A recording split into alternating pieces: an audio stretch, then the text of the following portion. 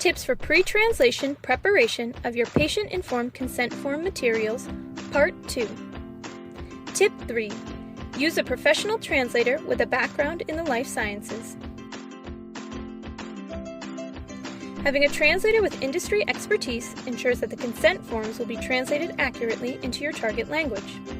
This is guaranteed when you work with a professional translation agency.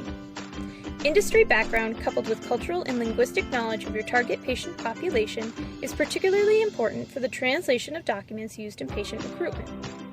This is due to the fact that certain terms and concepts may not directly translate into your target language. Take, for example, the English term subject in reference to a patient participating in an international clinical trial. There may be no direct translation of subject in your target language, or a different word may be used in place of it.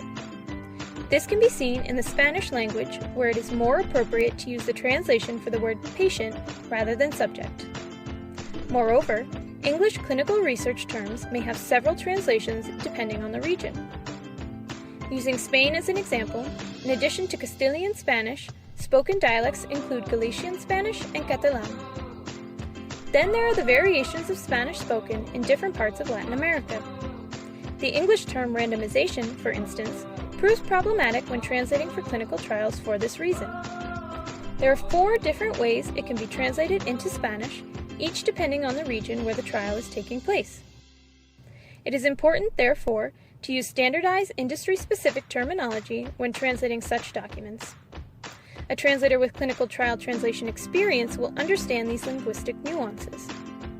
Requesting that your translator have a background in clinical research and even a background in a particular field of medical research will further ensure accuracy and limit the chances of a possible mistranslation. Tip 4. Identify the subject's native languages and implement localization strategies. Before soliciting an ICF translation, you will need to identify the languages that are predominantly spoken by your target subjects. This may not be as simple as requesting translations in the national or official languages spoken where you will be conducting your trials. Sometimes, dialects and other minority languages may be more common amongst the population you are looking to enroll in your study. Even if potential subjects are familiar with the national language, they may have limited proficiency. To ensure the best possible translation, you must provide clinical materials in the dominant language understood by your target patients. The same goes for the style of language used and the format of your documents. Localization techniques become important when there are differences between Western cultural norms, for example, and those of your target population. These could include everything from values and ideas to reading style and number formatting. Documents that are not prepared with the target culture in mind can potentially lead to conveying unclear information down the line.